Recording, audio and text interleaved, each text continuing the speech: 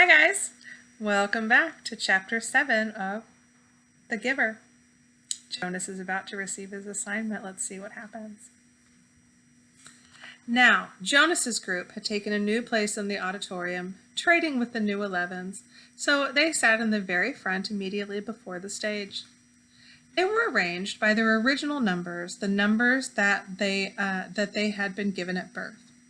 The numbers were rarely used after the naming, but each child knew his number, of course.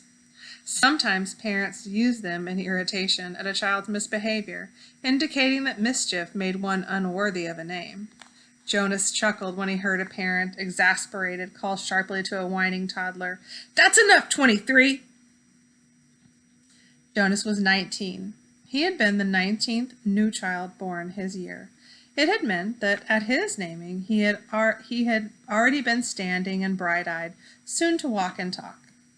It had given him slight advantage the first year or two, a little more maturity than many of his group mates who had been born in the later months that year. But it all evened out, as it always did, by 3. After 3, the children progressed at much the same level, though by their first number one could always tell who was a few months older than the others in the group. Technically, Jonas's full number was 1119, since there were other 19s, of course, in each age group. And today, now that the new 11s had been advanced this morning, there were 2 1119s. At the midday break, he had exchanged smiles with the new one, a shy female named Harriet. But the duplication was only for these few hours. Very soon he would not be an 11 or a 12, and age would no longer matter. He would be an adult, like his parents, though a new one, and untrained still. Asher was 4, and sat now in the row ahead of Jonas. He would receive his assignment 4th.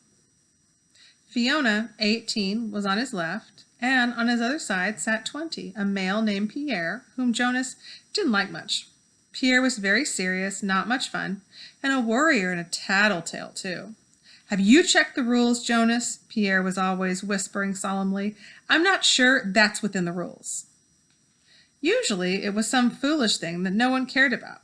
Opening his tunic if the day was a day with a little bit of breeze. Taking a brief try on a friend's bicycle just to experience the different feel of it. The initial speech at the ceremony of 12 was made by the chief elder, the leader of the community who was elected every 10 years. The speech was much the same each year. Recollection of the time of childhood and the period of preparation, the coming of responsibilities of adult life, the profound importance of assignment, the seriousness of training to come. And then the chief elder moved ahead in her speech. "This is the time," she began, looking directly at them, "when we acknowledge differences. You 11s have spent all your years till now learning to fit in, to standardize your behavior, to curb any impulse that might set you apart from the group. But today we honor your differences. They have determined your futures." She began to describe this year's group and its variety of personalities, though she singled no one out by name. She mentioned that there was one who had singular skills at caretaking, another who loved new children, one with unusual scientific aptitude, and a 4th for whom physical labor was an obvious pleasure. Jonas shifted in his seat, trying to recognize each reference as one of his group mates. The caretaking skills were no doubt that of Fiona, on his left. He remembered noticing the tenderness with which she bathed the old. Probably the one with scientific aptitude was Benjamin, the male who had devised new important equipment for the rehabilitation center. He heard nothing that he recognized as himself, Jonas. Finally, the chief elder paid tribute to the hard work of her committee, which had performed the observations so meticulously all year. The committee of elders stood and was acknowledged by applause. Jonas noticed Asher yawn slightly, covering his mouth politely with his hand. And then at last the chief elder called number 1 to the stage, and the assignments began. Oh my God, I'm so excited. Each announcement was lengthy, accompanied by a speech directed at the new 12. Jonas tried to pay attention as one, smiling happily, received her assignment as fish hatchery attendant, along with words of praise for her childhood spent doing many volunteer hours there and her obvious interest in the important process of providing nourishment for the community. Number 1, her name was Madeline, returned finally amidst applause to her seat, wearing the new badge that designated her fish hatchery attendant. Jonas was certainly glad that assignment was taken. He wouldn't have wanted it, but he gave Madeline a smile of congratulations. When 2, a female named Inger, received her assignment as birth mother, Jonas remembered that his mother called it a job without honor, but he thought that the committee had chosen well. Inger was a nice girl, but somewhat lazy, and her body was strong. She would enjoy the 3 years of being pampered that would follow her brief training, and then she would give birth easily and well, and the task of labor that would follow would use her strength, keep her healthy, and impose self-discipline. Inger was smiling as she resumed her seat. Birth mother was an important job, even if it was lacking in prestige. Jonas noticed Asher starting to look nervous. He kept turning his head and glancing back at Jonas until the group leader had to give him a silent chastisement, a motion to sit still and face forward. 3, Isaac, was given an assignment as instructor of 6s, which obviously pleased him and was well deserved. Now there were 3 assignments gone, none of them ones that Jonas would have liked, not that he could have been a birth mother anyway, he realized with amusement. He tried to sort through the list in his mind, the possible assignments that remained.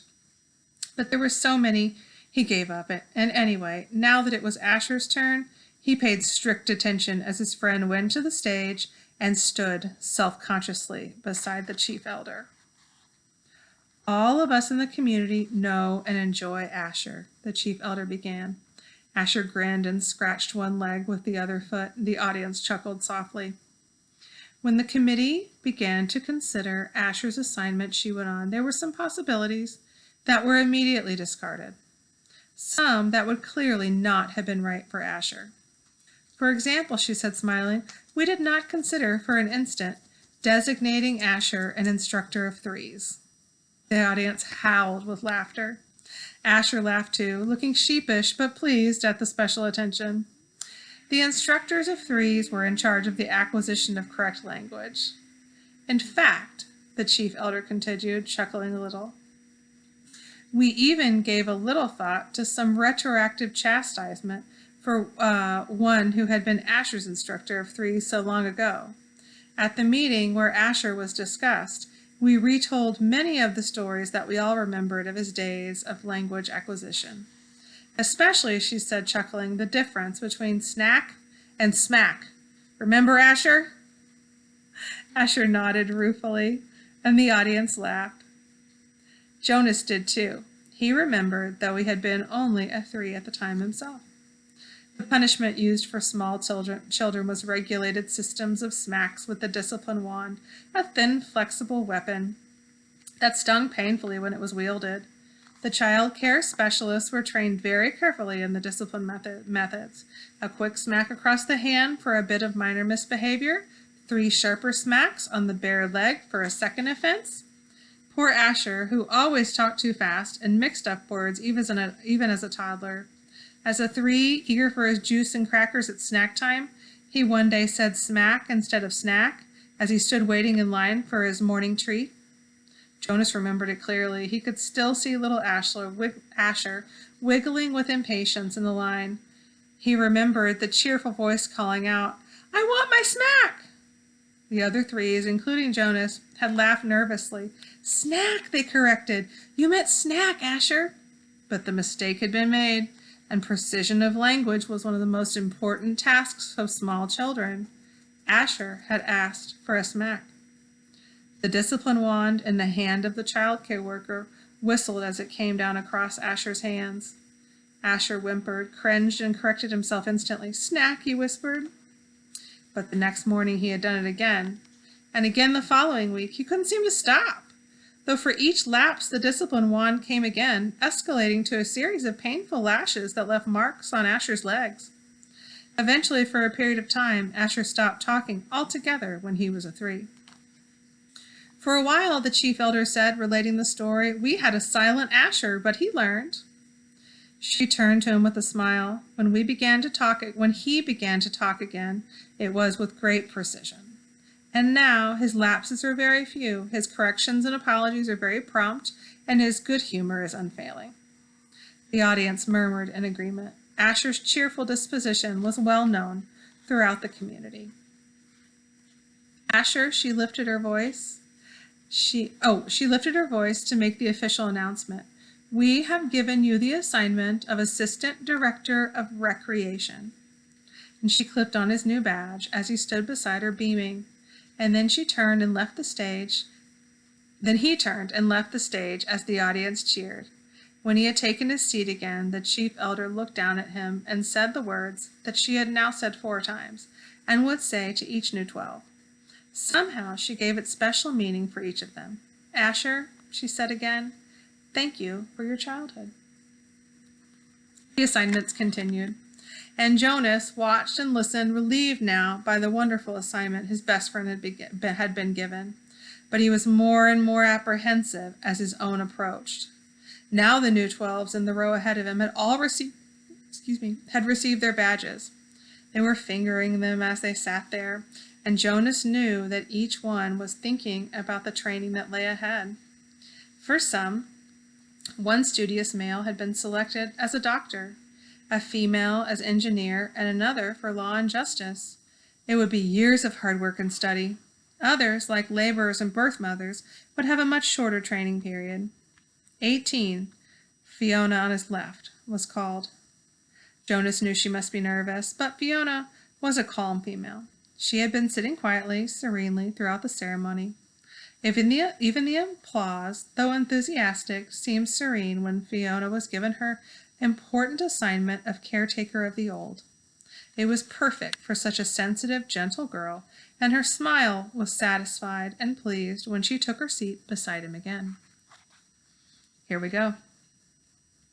Jonas prepared himself to walk to the stage when the applause ended and the chief elder picked up the next folder, and she looked down to the group to call forward the next new 12. He was calm now that his turn had come. He took a deep breath and smothered his hair with his hand. 20, he heard her voice say clearly. Pierre. She skipped me, Jonas thought, stunned. Had he heard wrong? No. There was a sudden hush in the crowd, and he knew that the entire community realized that the chief elder had moved from 18 to 20, leaving a gap. On his right, Pierre, with a startled look, rose from his seat and moved to the stage. A mistake! She made a mistake! But Jonas knew, even as he had the thought that she hadn't made a mistake, the chief elder made no mistakes, not at the ceremony of 12. He felt dizzy, and he couldn't focus his attention. He didn't hear what assignment Pierre received. He was only dimly aware of the applause as the boy returned, wearing his new badge. Then 21, 22. The numbers continued in order, and Jonas sat, dazed as they moved into the 13s. And then into the 30s, and then the 40s, nearing the end. Each time, at each announcement, his heart jumped for a moment. Excuse me. And he thought wild thoughts. Perhaps now she would call his name. Could he have forgotten his own number? No. He had always been 19. But he was sitting in the seat marked 19. But she had skipped him. He saw the others in the group glance at him, embarrassed, and then averted their eyes quickly.